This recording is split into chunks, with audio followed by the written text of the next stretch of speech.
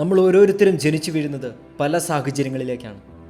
അത് നമ്മുടെ കൈകളിലല്ല, അത് നമ്മുടെ നിയന്ത്രണത്തിൽ നിൽക്കുന്ന ഒരു കാര്യമില്ല. പക്ഷേ നമ്മൾ ജീവിക്കുന്ന ഓരോ നിമിഷവും അത് നമ്മുടെ കൈകളിലാണ്, അത് നമ്മുടെ തീരുമാനമാണ്. We are responsible for every second we live. ഏത് പണക്കാരനും ഏത് പാവപ്പെട്ടവനും ഏത് കോടീശ്വരനും സാധാരണക്കാരനും ഒരുപോലെ കിട്ടുന്ന ഒരു കാര്യമാണത്. ഒരു ദിവസം 24 മണിക്കൂർ. അതാർക്കും കൂടുതൽ കിട്ടുന്നില്ല, അതാർക്കും കുറവ് കിട്ടുന്നില്ല. പലരും പറയും ജീവിതത്തിലെ ഏറ്റവും വിലപ്പെട്ടത് എന്ന് പറയുന്നത് സമയമാണ്.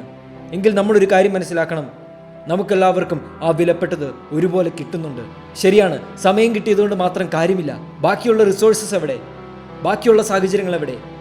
ഇതൊക്കെ ചോദിക്കുന്നതിന് മുമ്പ് നമ്മൾ ചോദിക്കേണ്ട ഒരു കാര്യമുണ്ട്. നമുക്ക് കിട്ടുന്ന സമയം നമ്മൾ എങ്ങനെയാണ് ഉപയോഗിക്കുന്നത്? നമുക്കതിനെക്കുറിച്ച് അഭിമാനിക്കാൻ കഴിയുമോ?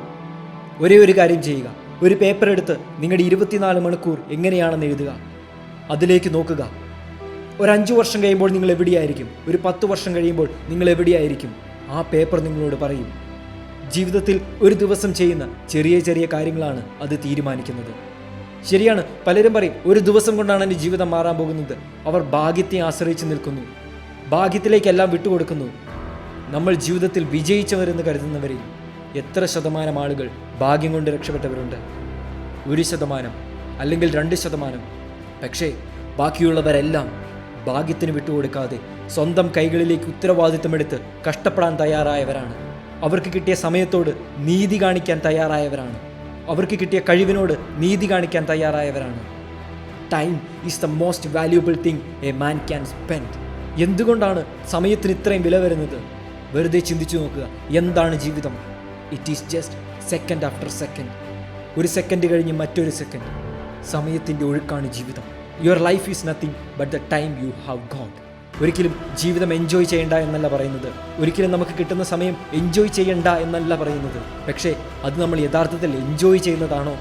അതോ നമ്മുടെ അലസത കാരണം, നമ്മുടെ മടി കാരണം നമ്മൾ നമ്മളോട് തന്നെ പറയുന്ന ഒരു എക്സ്ക്യൂസ് ആണോ എന്ന് നമ്മൾ ചോദിക്കണം.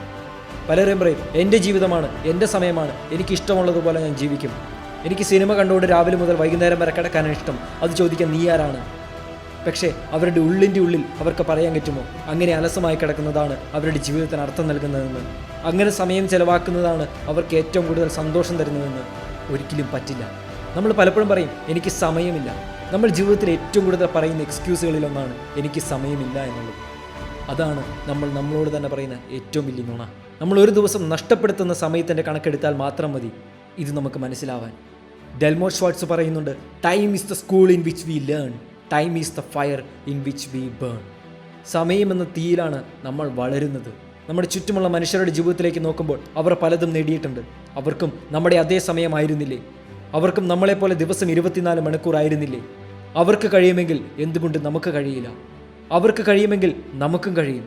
അവർക്ക് സ്വപ്നം കാണാനും അതിനുവേണ്ടി അധ്വാനിക്കാനും കഴിയുമെങ്കിൽ നമുക്ക് കഴിയും. സമയമില്ല എന്ന് പറയുന്നത് നമ്മൾ നമ്മളോട് തന്നെ പറയുന്ന ഏറ്റവും വലിയ നുണയാണ്. ഇനി സമയമുണ്ട്, എനിക്ക് മറ്റ് സാഹചര്യങ്ങളാണ് ഇല്ല എന്ന് പറയുന്നുണ്ടെങ്കിൽ നിങ്ങൾ ഒരു നിമിഷം ചിന്തിച്ചു നോക്കുക. ഈ വീഡിയോ കാണാൻ നിങ്ങളുടെ കയ്യിൽ ഒരു മൊബൈൽ ഫോൺ ഉണ്ടെങ്കിൽ നിങ്ങൾക്ക് കിട്ടിയിട്ടുള്ള അവസരങ്ങളും ഭാഗ്യങ്ങളും ചെറുതല്ല. You have to make use of it. You have no scope to say an excuse. സ്വയം ചലഞ്ച് ചെയ്യാൻ പഠിക്കുക. നിങ്ങളുടെ മുമ്പിലിരിക്കുന്ന ഓപ്പർച്യൂണിറ്റി ഉപയോഗിക്കാൻ പഠിക്കുക. പുതിയതെന്തെങ്കിലും പഠിക്കാൻ സമയം ചെലവഴിക്കുക. Repeat, practice. നിങ്ങളിപ്പോൾ ഒന്നുമല്ല എന്ന് തോന്നുന്നുണ്ടെങ്കിൽ കുറച്ച് സമയം പഠിക്കാൻ തീരുമാനിച്ചാൽ മതി, കുറച്ച് സമയം അധ്വാനിക്കാൻ തീരുമാനിച്ചാൽ മതി. You can become A master. നിങ്ങളിപ്പോൾ ലെവൽ 1 നിൽക്കുന്നെങ്കിൽ നിങ്ങൾക്ക് ലെവൽ 10 സമയമുണ്ട്. നിങ്ങളുടെ ജീവിതം ഇനിയും മുമ്പോട്ട് കടക്കുകയാണ്. വർഷങ്ങൾക്കപ്പുറം നിന്ന് നമ്മൾ തിരിഞ്ഞു നോക്കുമ്പോൾ ഒരിക്കലും നമ്മളെ തന്നെ കുറ്റപ്പെടുത്താൻ ഇടവരരുത്. റിഗ്രറ്റ് അത് നമ്മുടെ ജീവിതത്തിൽ ഉണ്ടാവരുത്. നഷ്ടപ്പെടുത്തി എന്നൊരു തോന്നൽ നമ്മുടെ ജീവിതത്തിൽ ഉണ്ടാവരുത്. അതിനുവേണ്ടി എന്ത് വിലയും കൊടുക്കാൻ തയ്യാറാവണം. നമ്മൾ പലപ്പോഴും പറഞ്ഞു കേട്ടിട്ടുള്ള ഒരു കഥയുണ്ട്.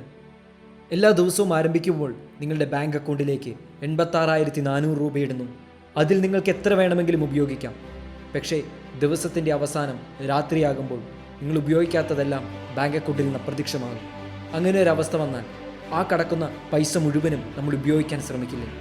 ഇതുപോലെ തന്നെയാണ് നമ്മുടെ ജീവിതത്തിൽ ഓരോ ദിവസം തുടങ്ങുമ്പോഴും നമ്മുടെ കൈകളിലേക്ക് 86,400 സെക്കൻഡുകൾ കിട്ടുന്നു.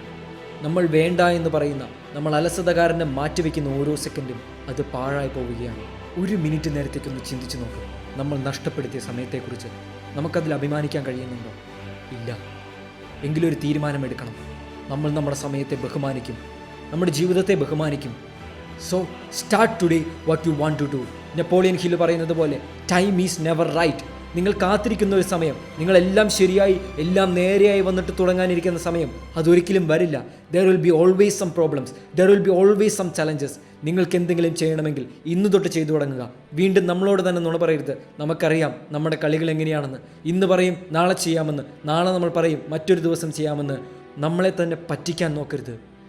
Just get up and just work. പുതിയ ചലഞ്ചസ് എടുക്കുക, പുതിയ കാര്യങ്ങൾ പഠിക്കുക, ലോകമറിയുക. Take up the challenges. Time is the school in which we learn. Time is the fire in which we burn. Delmore Schwartz, inspiring freak.